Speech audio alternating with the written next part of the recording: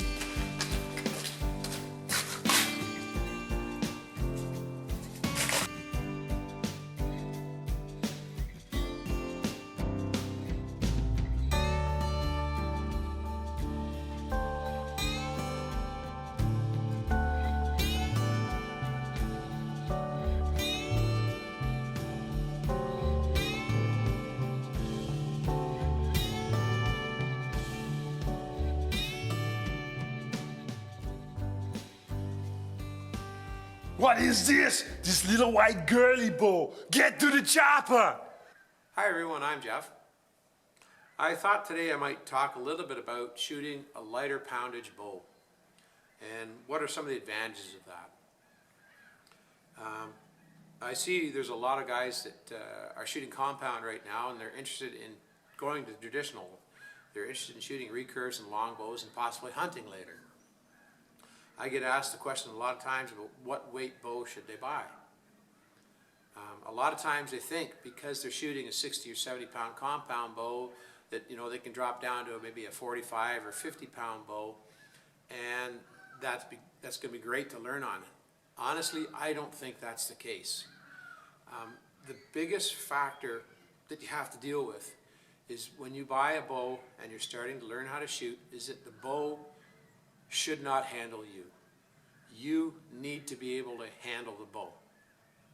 If you're struggling at all to hold and maintain weight, it's going to ruin your form. You're going to develop all kinds of bad habits. That happened to me when I was younger. When I was 11, I got a 45-pound bow, and of course I didn't know anything about the sport. I didn't know anything what I was doing back then, and I struggled, and I developed some really, really bad habits that I'm still working at trying to get rid of today, 43 years later. And that's the drawback of learning with a bow that's handling you, and I cannot stress that enough. The thing is, there's all kinds of bows out there in the market that are really, really inexpensive. I bought this bow for my son when he was 11, just starting out, and it's a 35-pound PSE Heritage.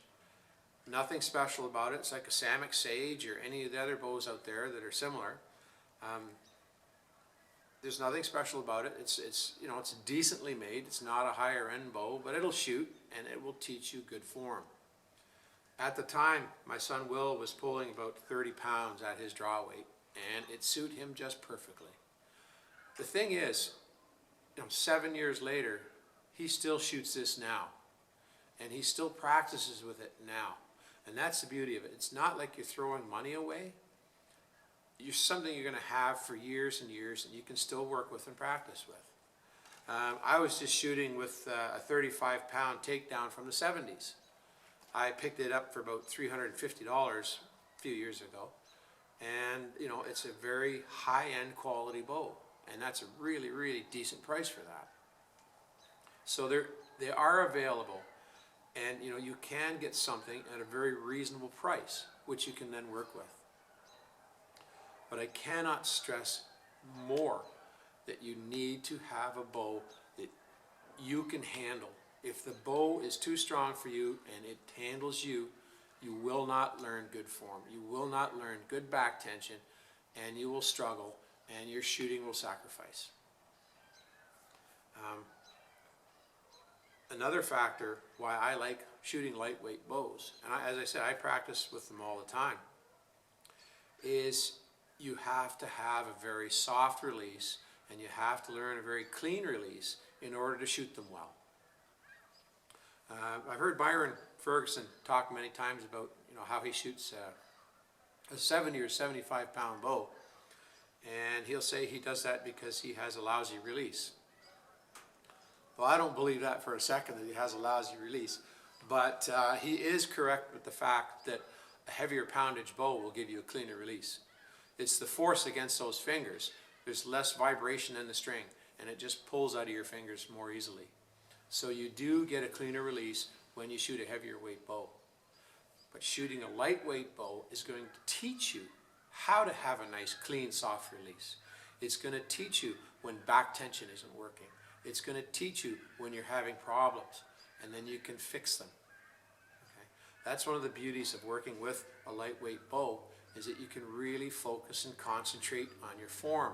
You can do blind bail shooting, you can do close-up work, you can just concentrate on a specific aspect in your shot sequence.